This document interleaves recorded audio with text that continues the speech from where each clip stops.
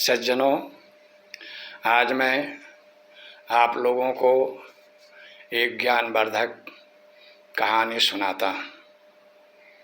यह कहानी सुनकर आपको अपने कर्मों के बारे में ज्ञान प्राप्त होगा। एक सेठ था, उसका एक बच्चा था जिसको उसने बड़े प्रेम से पाल पोस करके बड़ा किया। बड़ा होने के बाद बच्चे की शादी की। शादी के बाद बच्चा जब होशियार हो गया, कारोबार संभालने के लायक हो गया और सेठ जब बूढ़ा हो गया तो उसने अपने सारे कारोबार को अपने बेटे को सौंप करके कारोबार से अपना संन्यास ले लिया। कुछ दिन तक तो सब अच्छा चला। धीरे धीरे बहू और बेटे का व्यवहार परिवर्तित होने लगा। बहू को अब अपने ससुर की सभी हरकतें खराब लगने लगी और उसने इतना अत्याचार किया कि ससुर को घर से निकाल करके घर से कुछ दूरी पर उसका एक झोंपड़ी बना करके वहीं पर रख दिया।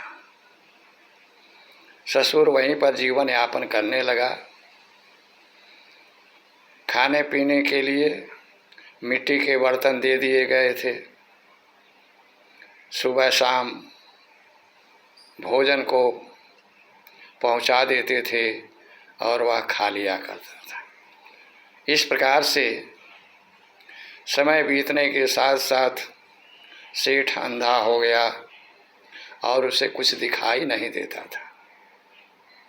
इधर सेठ के बहू को एक पुत्र उत्पन्न हुआ और वह धीरे धीरे बड़ा हो गया और उसे यह मालूम ही नहीं था कि मेरे दादाजी भी हैं। उसके शादी के लिए तिलक का उत्सव हुआ। उस दिन सब लोग भूल गए, दादाजी को कोई भोजन नहीं दे पाया। तो सब लोगों के खाने के बाद जब अपने ससुर की याद आई तो उसकी बहू ने अपने बेटे से कहा, बेटा उस झोपड़ी के पास तुम चले जाओ और वहाँ तुम्हारे दादाजी रहते हैं, तुम उनको भोजन दे आओ। बच्चा भी कभी अपने दादा को नहीं देखा था, उत्सुकतावश वहाँ पर गया और दादा को बोला, दादाजी दादाजी। सेठ ने भी दादा को, अपने नाती को नहीं देखा था। हाँ बाबू करते हुए वह बाहर निकला और वहाँ पर जो मिट्टी के पात्र रखे हुए थे वो उसके पैरों से पड़ करके फूट गए।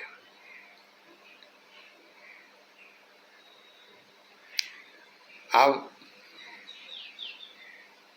नाती उसको कहाँ भोजन दे, इसलिए उसने उसे भोजन तो दे दिया लेकिन गुस्से में घर आया और बोला कि मैंने दादाजी को बहुत मारा है। लोगों ने कहा कि तुम्हारे दादाजी हैं, उसको क्यों मारे हो? बोला, दादाजी जो बर्तन में खाते थे उस बर्तन को ही फोड़ दिए। अब बताइए, अब आप लोग जब बुढ़े हो जाएंगे तो मुझे उधर बर्तन खरीदना पड़ेगा, इसलिए मैंने उन्हें बहुत मारा है। यह बात सुन करके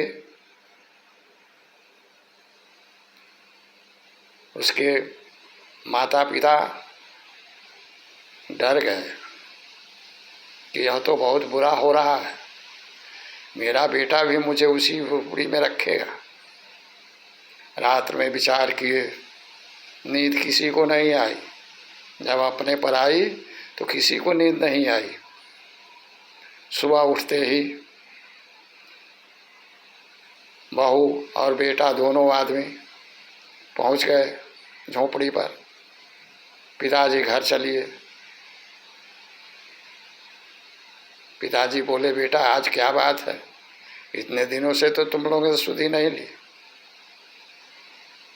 तब बेटी ने कहा, पिताजी हमने जो गलती की है उसे हमारी नज़रें खुल गई हैं और आप अब चलिए, आप हमारे घर पर ही रहिए, आपका ही घर है और आप हमारे घर पे नहीं रहेंगे तो हम लोगों का भी इसी तरह से अंत होगा, इसलिए आप अब हम लोगों के साथ ही रहिए। तो सेठ जी जो अंधे हो गए थे हाथ पकड़ करके बहू और बेटे ले आए, नहवाए धुआए और उसको अपने ही पास रखने लगे। यह कहानी कहती है कि तब तक आदमी को अपने कर्मों के फल को दिखाई नहीं देता है जब तक वह स्वयं उस कहानी को का भाग नहीं बनने वाला होता है। इसलिए सज्जनों, अपने बड़े बुजुर्गों का सम्मान करो और कभी भी उनके निरादर करने की बात न सोचो, क्योंकि ऐसा भी हो सकता है कि तुम भी उसके पात्र बन सकते हो। इस कहानी से सीख लीजिए और अपने जीवन में अपने माता पिता, अपने बुजुर्गों का सम्मान करने की सोचिए। मैं इसी पर अपनी कहानी को बंद करता हूँ। धन्यवाद, धन्यवाद, धन्यवाद।